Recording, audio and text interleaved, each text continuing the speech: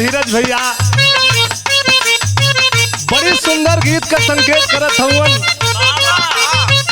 कोई प्रेमी प्यार का मारा हुआ है, प्रेमिका से अचानक मुलाकात भइल भैया, नजर से नजर इशारा भइल, वो प्रेमी कलश की का हो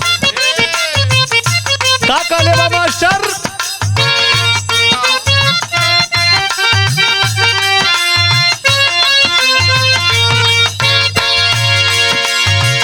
यह कलश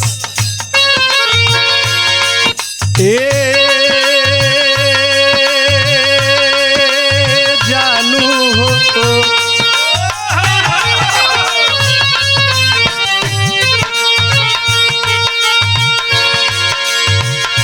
इसकी का गोला बनाकर आकाश में फेंका करूं, खींच लूं तस्वीर तेरी रात दिन देखा करूं,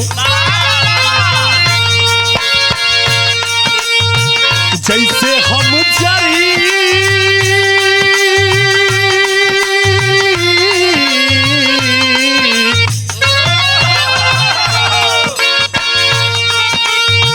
जैसे हम जरीला वैसे जारलू की नाम,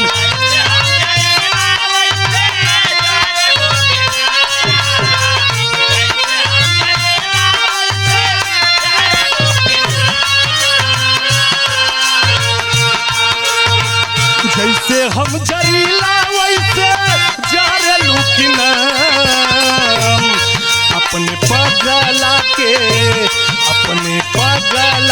याद बोला करेलू की ना।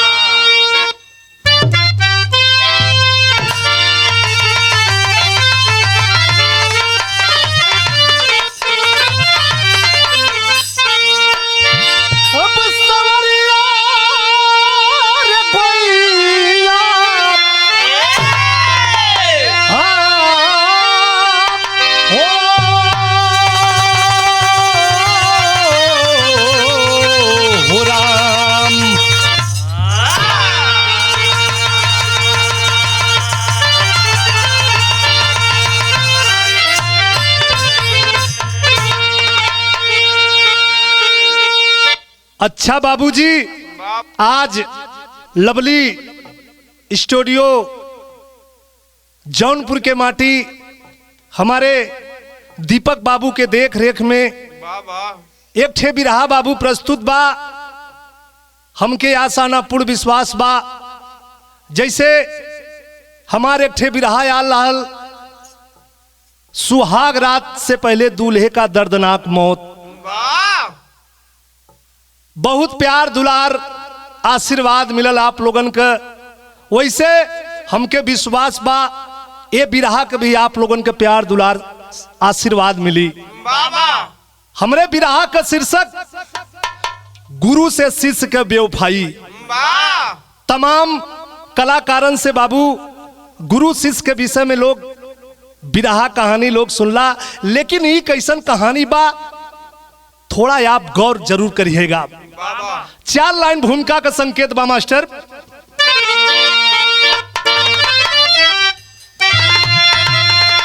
महिमा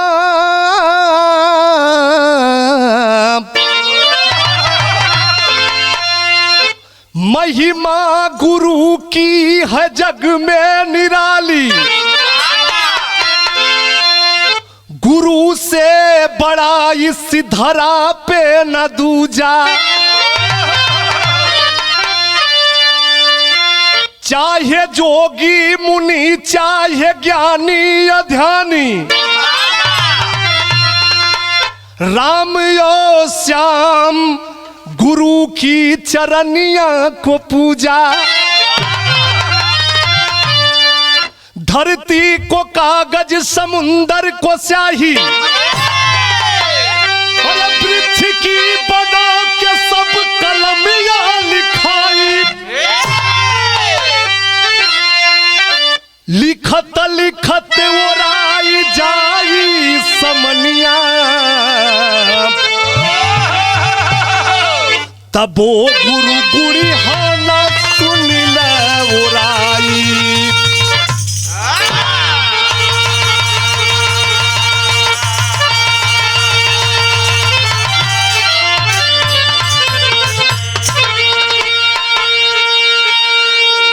ए भैया ए बाबू गुरु का महिमा का होखेला बिरहा हमारी आप लोग सुनबा तो हम एक बात बता दे बाबू, दुनिया में ऐसा कोई इंसान ना होई कि जेके गुरु का जरूरत न पड़ल होए। वो चाहे कोई भी कार्य करत हो बिना गुरु का ज्ञान केहू के नइखे होले बाबू। चाहे भगवान हो, सब लोग अगर धरती पर अवतार लेके देवी देवता अइलन तब बिना गुरु के ज्ञान केहू के नइखे भल। यहाँ एक लाइन मास्टर कव्वाली के टुकड़ा लगल बाप।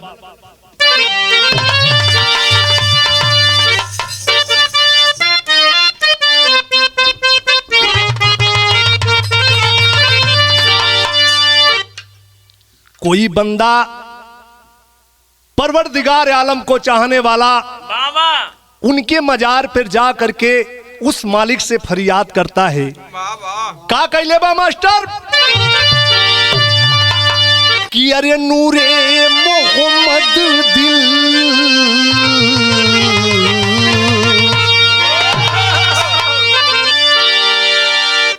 कव्वाली के पहले मास्टर दो लाइन नात कथा है। कैसे लाल? ना हिंदू बन कर जाएगा, ना हिंदू बन कर जाएगा, ना मुसलमान बन कर जाएगा। अरे इंसान की औलाद है, इंसान बन कर जाएगा। वो बंदा कहता है क्या? तेरे नूरे मोहम्मद दिल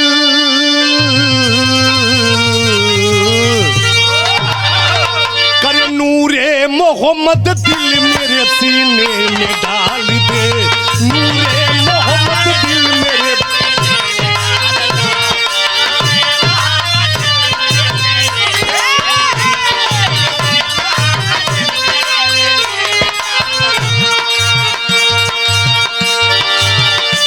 नूरे मोहम्मद दिल मेरे सीने में डाल दे,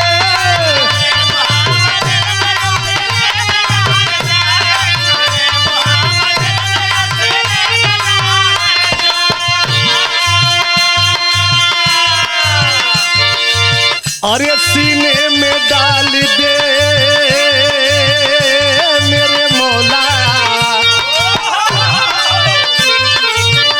नहीं तो मेरे परवरदिगार आलम कहलस बंदी बना के मुझको मदीने में डाल दे, बंदी बना के मुझको।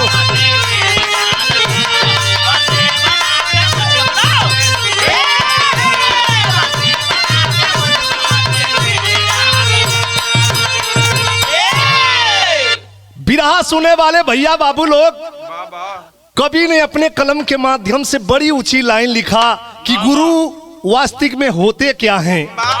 का लिखलन भैया? गुरु के वाणी को, गुरु के वाणी को, गुरु के वाणी को अमृत बताई जाती है।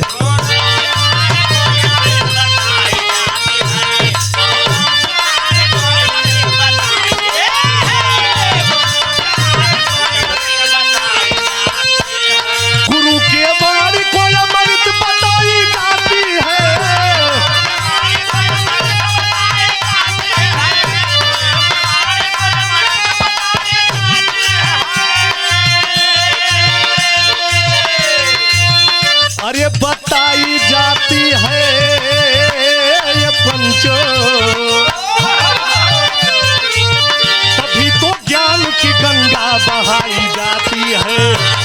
ज्ञान की गंगा।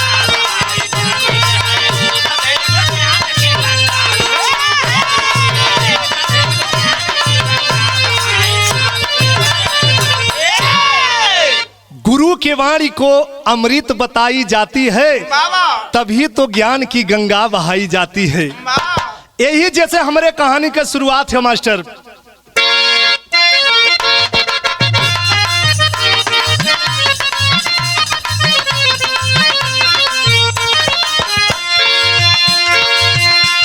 कहानी कहवा के हो बाबू, हम बताइला, हर बिरहा में बताइला। बिरहा का निचोड़ मूल कहानी होकेला। अगर दिल दिमाग से लोग सुनबा तो आईना के तरह, पानी के तरह कहानी साफ समझ में आ जाई।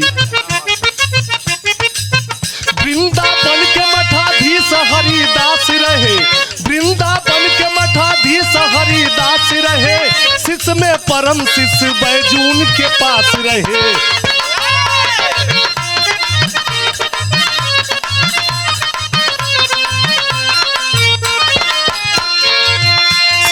बैजू के ओढ़ाए जिम्मेदारिया को, सिर पे बैजू के ओढ़ाए जिम्मेदारिया को, यहाँ से छोड़ चले स्वर्ग की नगरिया को।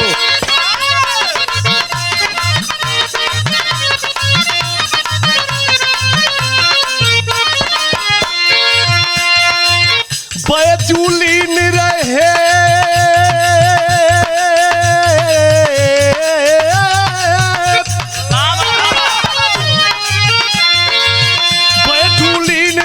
छोड़ल फूलवरिया में, बैजूलीन रहे छोड़ल फूलवरिया में, अनाथ बालक आया छोट ही उमरिया में।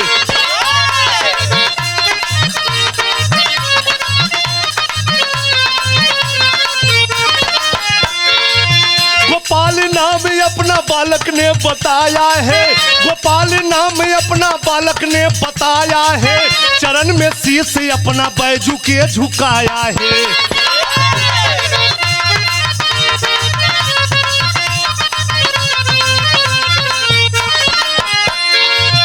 बैजू सीने से गोपाल को लगाई लिए, बैजू सीने से गोपाल को लगाई लिए, नाथ का नाथ बन के शिष्य भी बनाई लिए।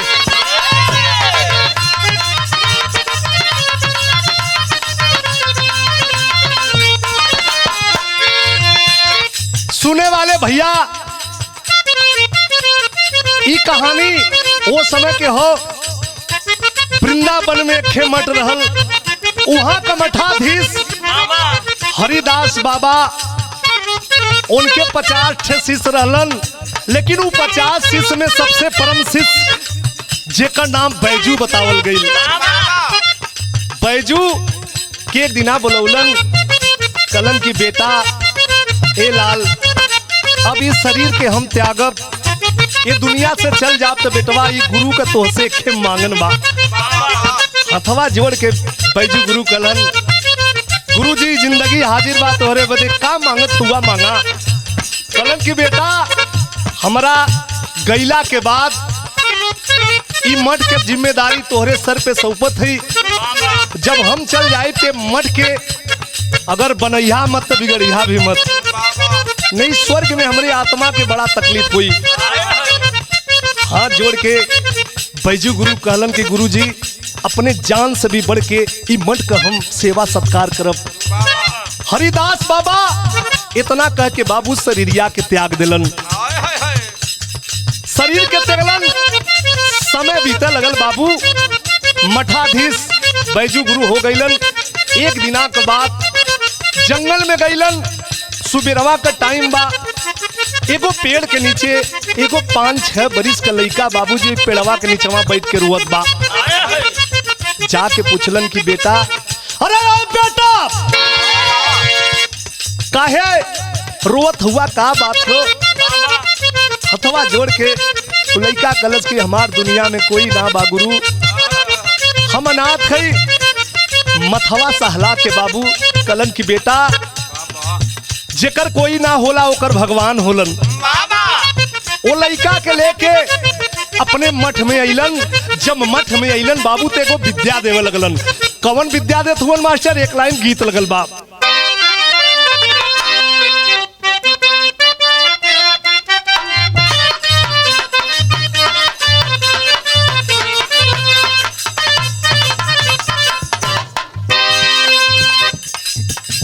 सुंदर गीत का संकेत कैलन बोरारी के टाइम के जोगी साधु फकीर गावलन। कैसे गावलन मास्टर?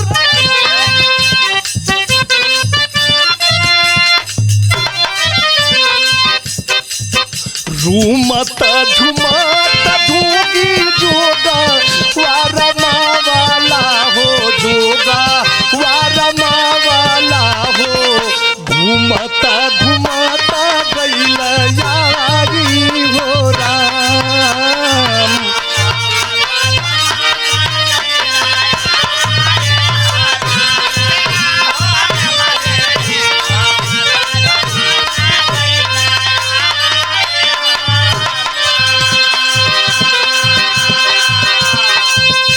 लेकिन वो गोपाल के बैजी गुरु को विद्या देत हवन।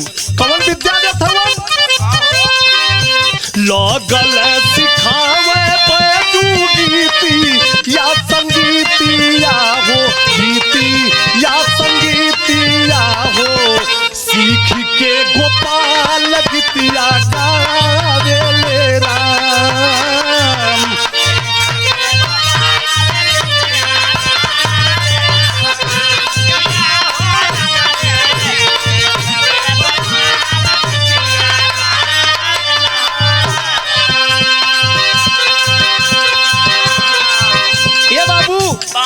ओ लड़का के गीत संगीत का गुरुजी विद्या देवे लगलन। तब गोपाल कैलन का शिष्य बन के कर लगल सेवा सत्कार हो।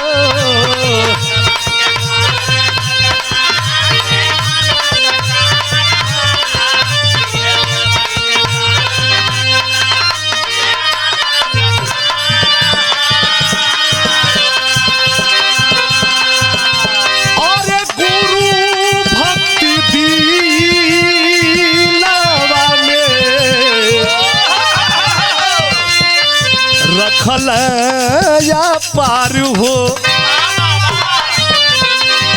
सीख के गोपाल माहिर भइल जब गीतिया हो, माहिर भइल गीतिया हो, हतिया से गुरुजी लगावे राम राम रे।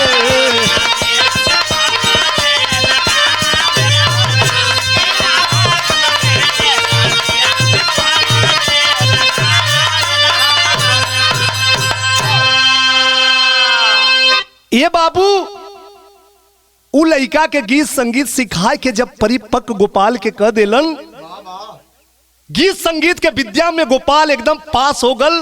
तो एक दिना गोपाल के बैजू गुरु बोलौलन, कलन की अरे बेटा, अरे बेटा, हाथ जोड़ के गोपाल आल कलश की का गुरुजी का आदेश बा? कलन की बेटा तू गीत संगीत के विद्या में एकदम पास हो गल हुआ, तो के धरती पर कोई हरावे वाला नहीं खेबा। लेकिन बेटवा अपने गुरु का एगो बात याद रखिया।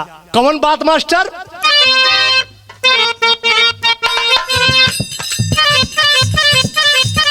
हमारे बाद गीत ऐसन केहू नहीं गाएबा,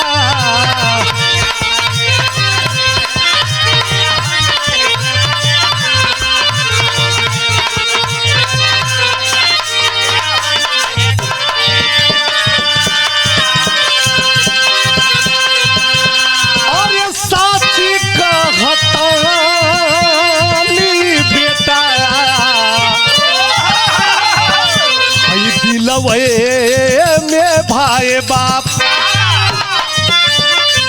चाहवा तू जाइबा बेटा होई जयकारिया हो, होई जयकारिया हो, गुरु के भुलाया जिन चेता हवेल राम राम रे।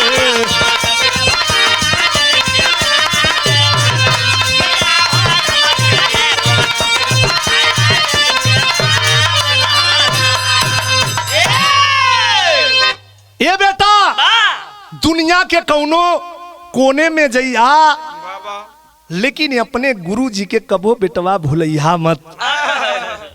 हर सके तोहार विजयी हुई, हाथ जोड़ के गोपाल कहलन की गुरुजी ई जिंदगी देवल तोहार बा। समय बीते लगल बाबू। एक दिना गोपाल बिना गुरुजी के बतौले जंगल में आए गल। जंगल में एक पेड़ के नीचे बैठ के गीत संगीत के बाबूजी गावत रहल। उसी समय राजा कुंवर सिंह के दरबार से, जोधपुर राजा कुंवर सिंह के दरबार से कुछ राहगीर गीत संगीत सुन के आवत रहलन बाबू। वो लइका के गौले के आवाज जब वो राहगीरन के काने में गईल बा, लगवा पहुंच के कहलन करिए बेटा, अरे बेटा इतना नीक गीत गावत हुआ, यह गीतिया राजा जोधपुर कुंवर सिंह के दरबार में तू गा देता तो तुहार बड़ी मान सम्मान होत। गोपाल पहली गलती कैलस। कवन गलती कैलस मास्टर? गीत बदल गल बाप।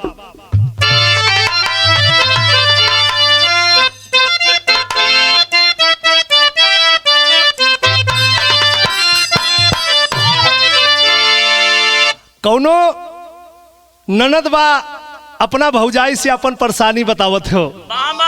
का बताउलस मास्टर? अरे चोलिया में उमड़ल जो बनावा गवानावा कब होई है रे भौजी।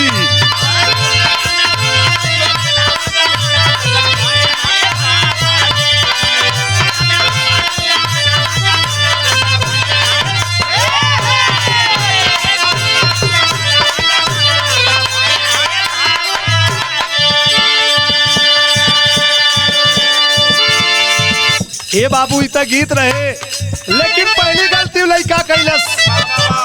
भाव लिखलन कवि जी, का लिखलन? राहगीर के सुनी के पयनवा कैल पयनवा रे नीतावा।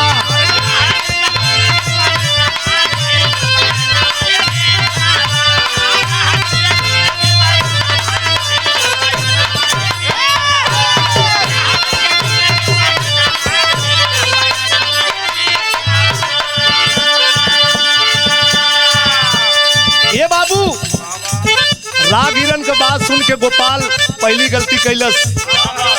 कहां पहुंचल बा?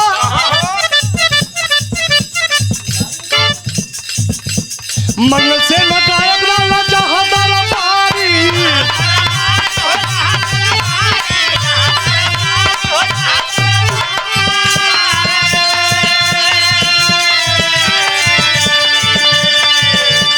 गावे के मुकाबले में भी ललकारी।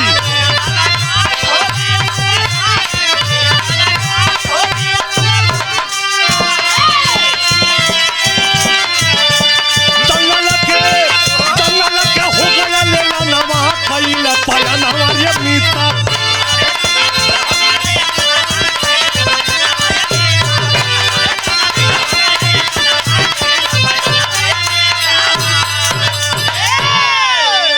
ये बाबू लड़का पहुंचल बा राज दरबार में।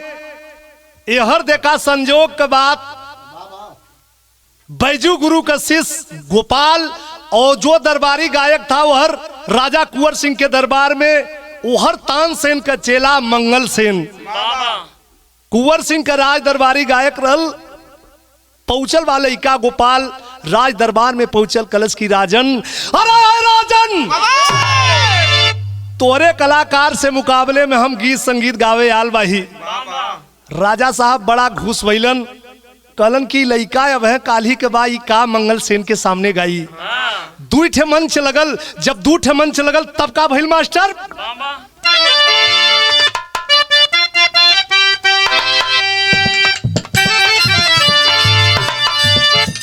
भयल घमसान हो गोपाल बाजी मारी।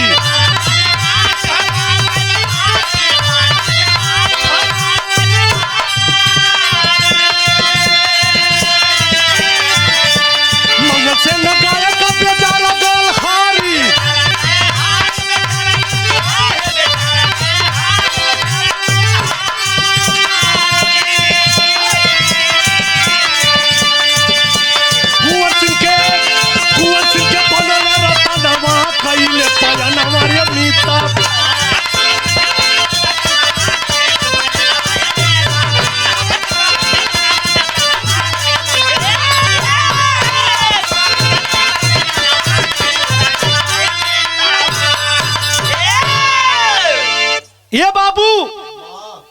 ठे मंच लग गल, एक तरफ गोपाल एक तरफ मंगल सेन।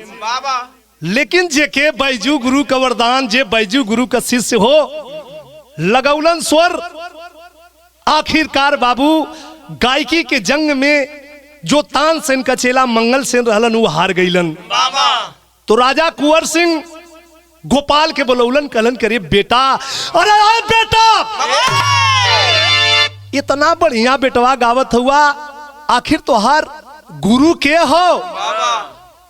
लड़का दूसरी गलती कैले सो पंचो, कलश के राजन हमार कोई गुरु ना बा, हम भजन कीर्तन के माध्यम से गीत संगीत सीखले ही। राजा साहब मंगल सेन के कलन की आज के बाद तोहार छुट्टी हो गल, आज से दरबारी गायक ई गोपाल रही हैं। ये बाबूजी वो दरबारी गायक बन गईलन, मान सम्मान सब कुछ मिलत बा हो, लेकिन ये हर अपने शिष्य गोपाल के याद में बैजू गुरु का का हलबा मास्टर, एक लाइन यहाँ गीत लगल बा।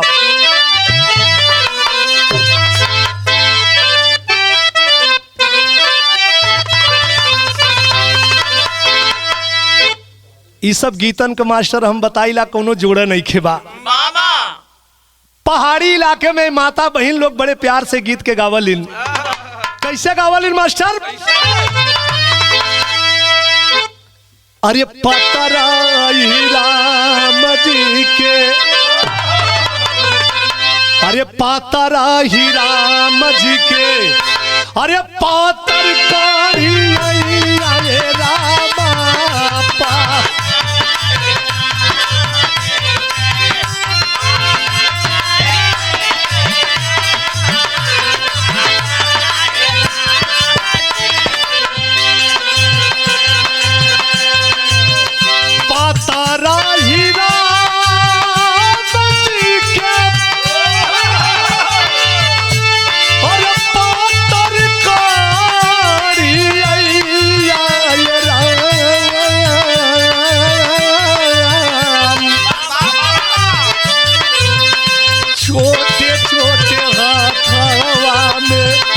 छोटे छोटे हाथवा में सोहेला धनुया हो रामा।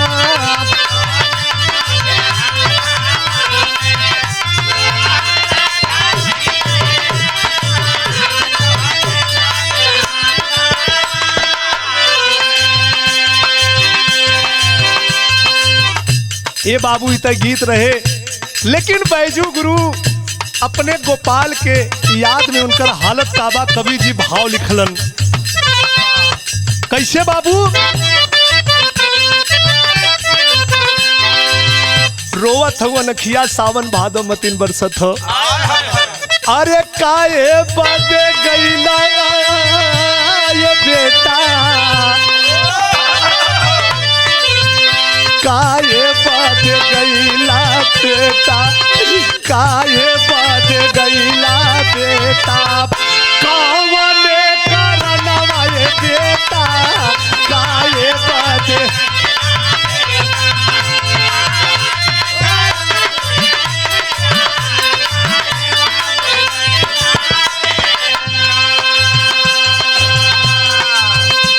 कि काहे बदे गईला ये बेटा,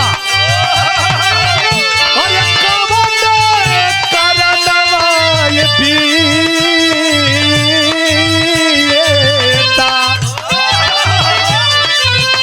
गलती हमार कवन, गलती हमार कवन, बोला ये छनवा ये बेटा।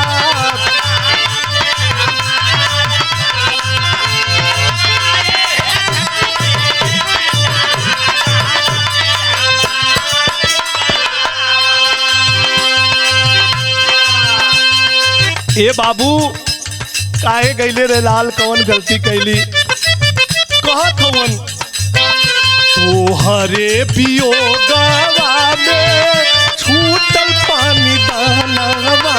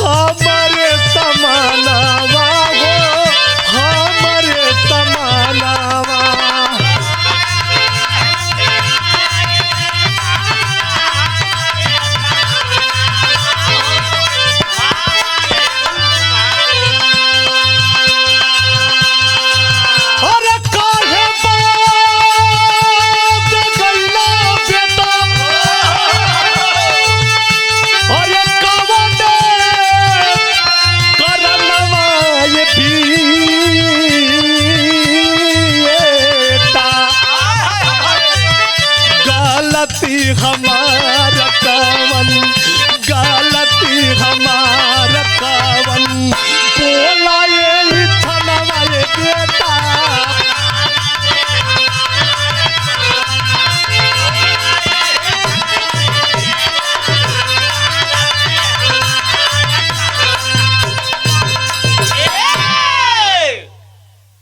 ए बाबू बतावल गईल बैजू गुरु अपने शिष्य गोपाल के याद में जंगल में बन बन घूपत हवन हो बाबू पागल बन के।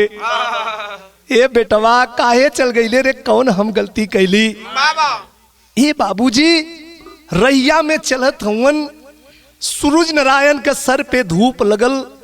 गुरुजी बैजू गुरुजी चक्कर खाए के वही धरतिया पे पंचो गिर गईलन। जब गिरल हवन वही समय राजा कुंवर सिंह के दरबार से कुछ रागीर गीत संगीत के गोपाल का सुन के आवत रहलन और वह गनवा टूटी फूटी शब्द में बाबू गावत रहलन। जब उ गनवा बैजू गुरुजी के कनवा में गल हो पंचो, शरीरिया में जैसे करंट पैदा हो गल। दौड़ के हाथ जोड़ के कलन करे बाबू, अरे ये भैया ई गीत कहाँ सुनला, ई गीत के गावत रहल। रागीर बतौलन राजा कुंवर सिंह के दरबार में एगो लइका आल बा जिकर नाम गोपाल बा, ऐसन गावता कि मनवा एकदम मोह लेत बा। ए बाबूजी आज उ रागीरन के बात सुन के बैजू गुरु पहुंचत हवन वहां राजा कुंवर सिंह के दरबार में। पूरा राज दरबार खचाखच भरल हो, बैठ के गोपाल के गीत संगीत के सब लोग लेत बा। जौनी समय गोपाल के गीत संगीत के बाबूजी बैठ के राज दरबार में सब लोग आनंद लेत हो। वही समय बैजू गुरु फटहा कुर्ता फटहा धोती पहले हुवन, पगलन जैसे बाल दाढ़ी बढ़ल बा बाबूजी। जौनी समय राज दरबार में पहुंचलन अपने गोपाल के गावत के दिखलन हो पंचो, अखिया सावन भादो मतीन बरसत हो रोवत हुवन। और रोय के एगो बात कहलन, का कहलन मास्टर, गीत बदल गल।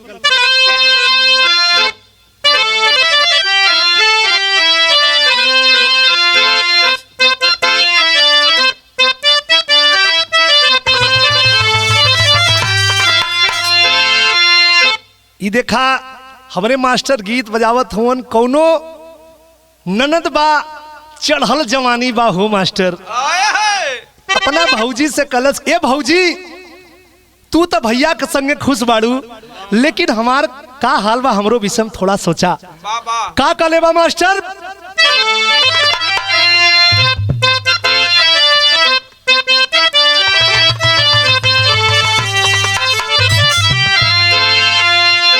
करे सना ना ना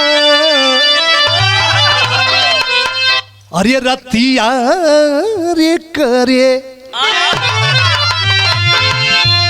अरे सना ना ना रतिया रे करे, अरे चलेला पवनवा राम।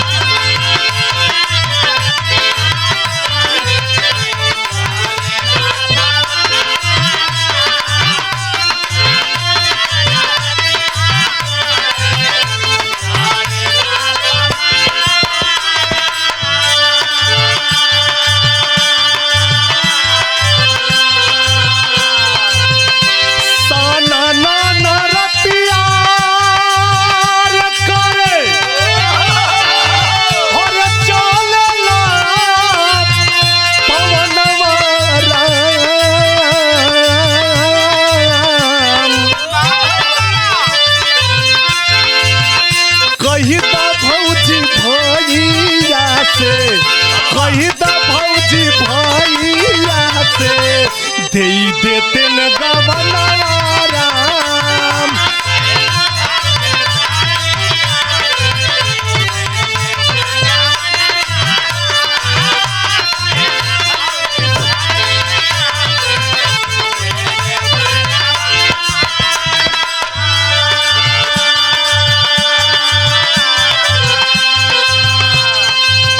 लेकिन ए बाबू गोपाल गावत बा। बैजू गुरु जब देखलन गावत के अपने शिष्य गोपाल के, अखिया सावन भादो मतीन बरसत हो रोवत हवन हो। भाव लिखलन कवि कैसे मास्टर?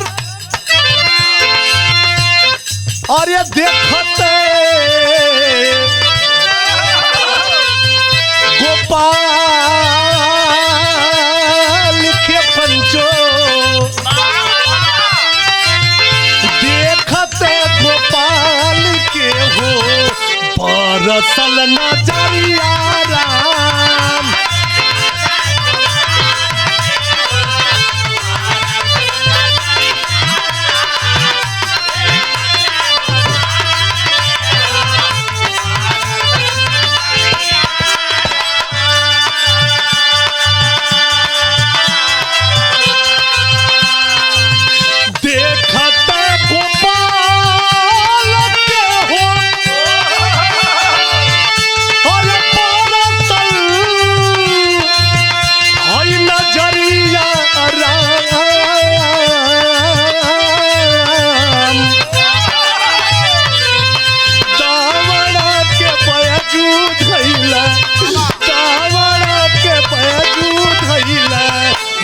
राजा कवरिया राम।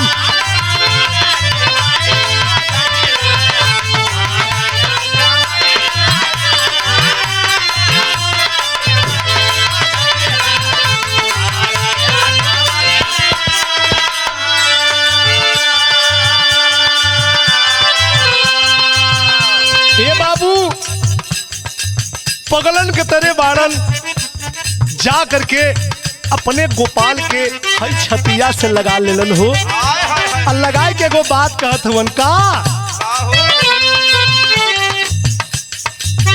गुरु जी के अपने तावले तकाये,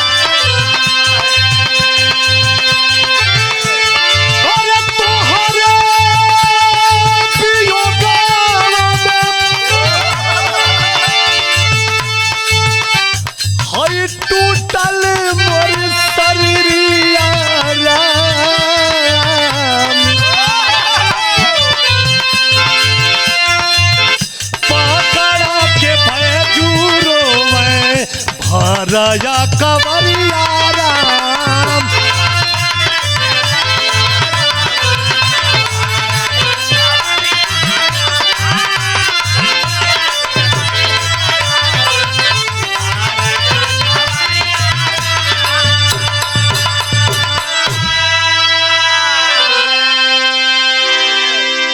बतावल गईल बाबू जौनी समय गोपाल के बैजू गुरु मंच पे देखलन गावत के बाबूजी जाय करके छतिया से लगा के पकड़ के फपक फपक के रोवत हवन।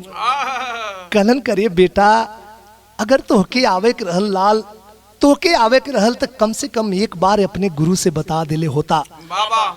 इतनी बतिया जौनी समय वो गोपाल सुनलस, वो तो राज दरबार में राजा साहब से बतौले बा कि हम भजन कीर्तन के माध्यम से गीत संगीत सीखले हई, हमार कोई गुरु ना हो। क्रोध में बोला गोपाल, कलश करे राजन ये पागल आ करके पूरे महफिल का शोभा बिगाड़ रहा है, ये पागल के बहुत जल्दी राज दरबार के बाहर कर दा। लेकिन बाबूजी सिपाहियन के राजा कुंवर सिंह आदेश देलन किस पागल को ले जाओ बाहर करो। जौनी समय बाबूजी दूठे सिपाही आए के बैजू गुरु के हई कलैया पकड़ के लेके जाए लगलन हो।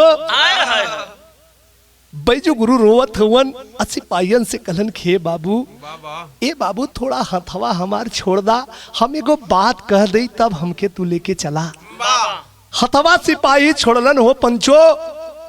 कहलन के बेटा, अरे ये लाल हम तो से धन दौलत रुपया पैसा नहीं खे मांगत रे, ये भरी दरबार में केवल एक बार हमको गुरु कह दे रे बेटा, हम चुपचाप यहाँ से चलल जाब।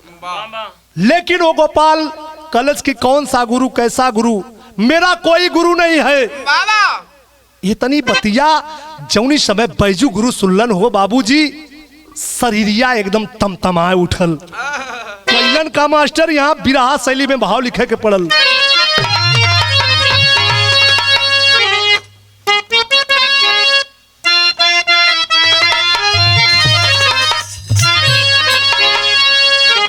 अरे मोरे राम, अरे गहराई जे कर जाने ना कोई, अरे गहराई जे कर जाने हो, अरे गहराई जे कर जाने ना कोई, छिछिल पोखरिया के सागर से टकराई रे। भभकुटा ज्वाला तन अंदर, भभकुटा ज्वाला तन अंदर बैजू का खून गरमाया है, और क्रोध में आग बबूला होके तब बैजू ने फरमाया है, कहे गोपाल आपका बना गवैया, अरे गोपाल आपका बना गवैया शोहरत खूब कमाया है, मुकाबले में गाना होगा बैजू ने फरमाया है। शरीरिया तमतमाल, वो 80 साल का बुढ़वा कहलन कि अगर आज हमार बेइज्जती हुई तो संसार में सब गुरुअन के बेइज्जती हुई। राजा साहब से कहलन, हे राजन, ये तोहार बहुत बड़का गवैया हवन, दू ठे मंच लगा दा, फरिया जाई के गुरु हो के। यही से कभी टेरी में लिखले रहलन, गहराई जेकर जाने ना कोई, छिछिल पोखर आके सागर से टकराई। पहला बारिश हुई बाबू, जो नहीं गढ़ही नाला है, पहले पनिया में लगी है भबक के उबह है, लेकिन सागर का गहराई कोई पता ना कपूलिस भैया। राजा साहब सोचत हवन, आखिरकार ये 80 साल का बुढ़वा बा, ई लइका से का गाई। दू ठे मंच लगल बाबू, जब दू ठे मंच लगल तो समय भैल का मास्टर पहपर कलाइन बाप।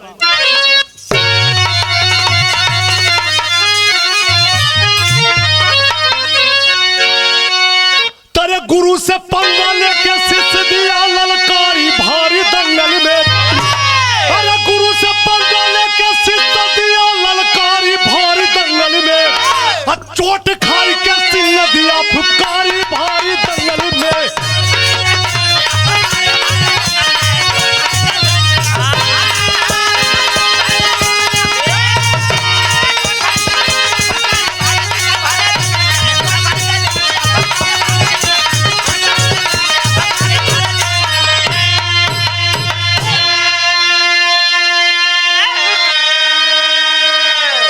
बैजू अपन राग छेड़े, सावनी घटा घिरी आई हो, गोपाल राग पे राग मिलावे, कुछ नहीं दिखाई हो, अरे सब कुछ लुटा के झंखल जस भिखारी भारी दंगल में, चोट खाई के सिंह दिया फुफुकारी भारी दंगल में।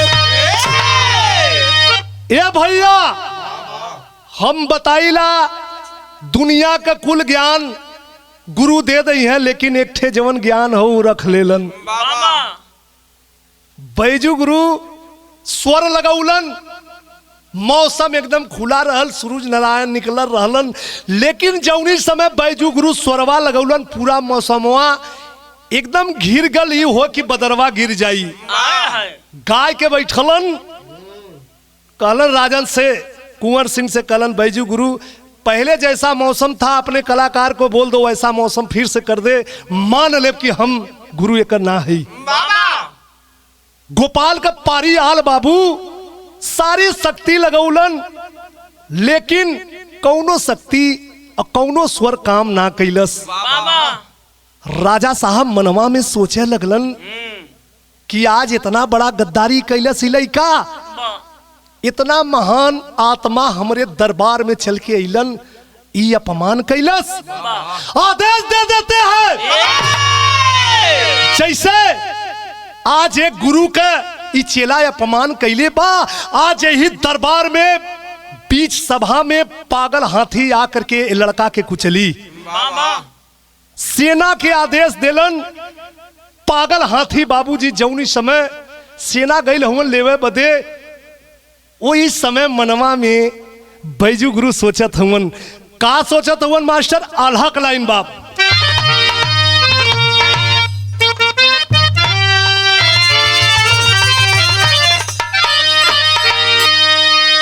कि हाय राम गुरु सी सरिता पंचो, गुरु सी सरिता मोला दुनिया में भैया।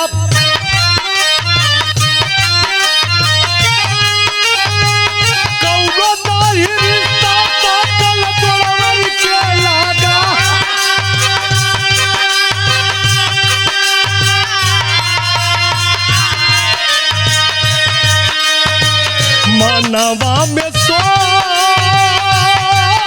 पंचो, मनवा में सोच बाजू लागे वही घरिया दादा।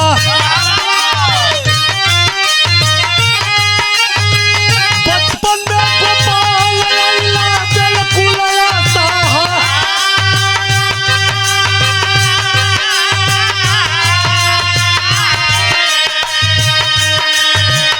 ये बाबू बतावल गईल दुनिया में सबसे बड़ा गुरु शिष्य का रिश्ता होला हो। मनवा में सोचा लगलन बैजू गुरु कि जौने शिष्य के याद में ही हमारा हाल हो गल, हमरे सामने हमरे शिष्य के वो हाथी मारी, पारे गुरु का दिल हथवा के जो बोले, हथवा के जोड़ी बोले बैजू वही घरिया बाबू।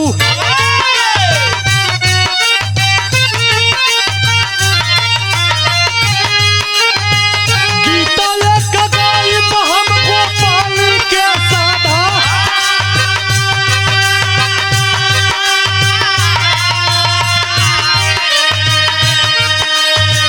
पागल खानवा से हाथी चलल कर जत के भैया।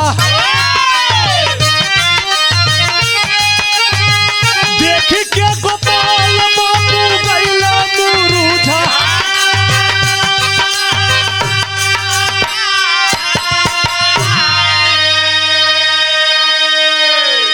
ये बाबू मन में सोचत हुवन हमारे सामने हमारे शिष्य के पागल हाथी मारी। हाथ जोड़ के राजा कुंवर सिंह से बैजू गुरु कहलन, हे सरकार आपसे हम कुछ मांगे चाहत ही, का हमके देवा का? राजा साहब हाथ जोड़ के कहलन कि हे प्रभु, धन दौलत रुपया पैसा राजपाट जवन मांगे खो गुरुदेव मांगला, सब बड़ा खुशबाड़ी हम। कलन हमके राजपाट रुपया पैसा ना चाहिए, जब आपका पागल हाथी चली तो ही समय हमें एक ठे गीत गावे के मौका दे दिया। कोई नहीं जानता बाबू कि गीत गावे बदे मौका काहे बदे मांगत हवन। पागल हाथी बाबूजी जौनी समय गरजत के गोपाल के तरफ चलल बा, गोपाल मन में सोच गईलन कि अब जिंदगी न बची। वो समय बैजू गुरुजी कैलन का मास्टर खड़ी कलाइन बा,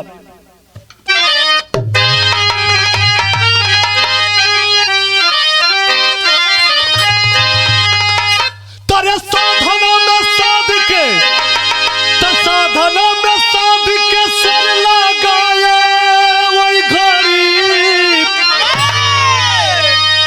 गणेश राग अपने मुख से तब सुनाए वही घड़ी।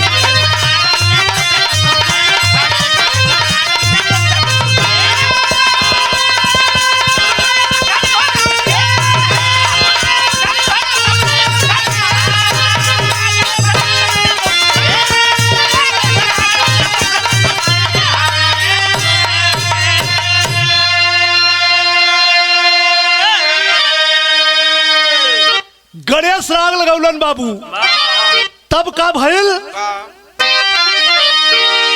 पागल हाथी आके रुका, देखा वही छनवा हो, अचरज देखाया लेक भारी वही तौन छनवा हो।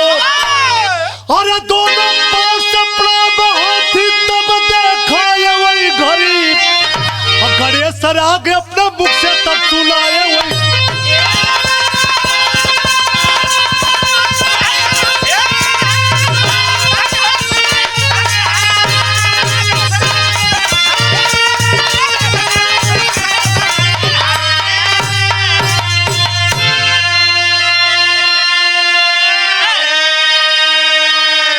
ए बाबू, बतावल गईल हाथी गर्जत के राज दरबार में से चलल बा।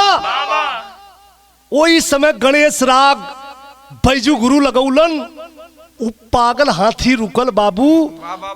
राज दरबार में बैठल सब कोई देखत बा। वो हाथी आ करके अपना सूंड उठा करके गुरु जी के चरणों को नमन की और दोनों पांव उठा के प्रणाम कैलस। और वही जैसे वो पागल हाथी घूम के चल गल। ये बाबूजी ई अचरज जौनी समय बैठल सब कोई देखत बा। राजा कुंवर सिंह या करके बैजू गुरु के चरनिया में गिर गईलन। कलन की सरकार, बहुत बड़ी हमसे गलती हो गल। हम ना जानत रहली कि आप इतना बड़ा महात्मा हमरे दरबार में चल के अइलन। हम बड़ा अपमान कैली, हमके क्षमा करा। का चाहिए मांगला? हाथ जोड़ के बैजू गुरु कहलन, हमके धन दौलत रुपया पैसा नहीं खे चाहिए हो। हमार शिष्य हमरे गोपाल के हमके दे दा, एक करे बिना हम ना जी सकीले। बाबूजी अपने गोपाल के लेके अइलन वृंदावन में। गोपाल से कहलन कि बेटा, अब ये शरीर के हम छोड़ब, ये दुनिया से जाप, लेकिन बेटा हम चल जाप तो जैसे अपने गुरुजी के बाग के हम संभार के लेके अइली, वैसे आज से तू मठ का मठाधीश हुआ। ये बाग के अगर बना ना पहिया तो बिगड़िया मत कब हो। सौंप करके बाबूजी आखिरकार बैजू गुरु दुनिया को छोड़ करके चल बसे। ते ही भैया कहल गई हो, गुरु का दिल दरिया होले। शिष्य कितनो बड़ी गलती कर दे लेकिन गुरु के क्षमा करलन। एकलव्य के कहानी आप लोग सुनले होबा, देखले होबा। वो पुतला बना करके, द्रोणाचार्य के पुतला बना करके धनुष विद्या को सीखा।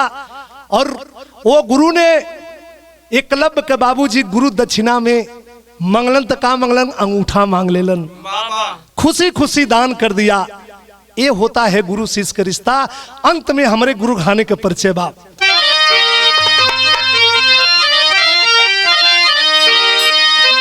गुरु बिहारी गुरुपत्तु गुरु रामधार गुरुकारी, स्वर्ग पति राम गुरु शिव सागर सींचे फुलवारी। अरे कहराई जेकर जाने ना कोई,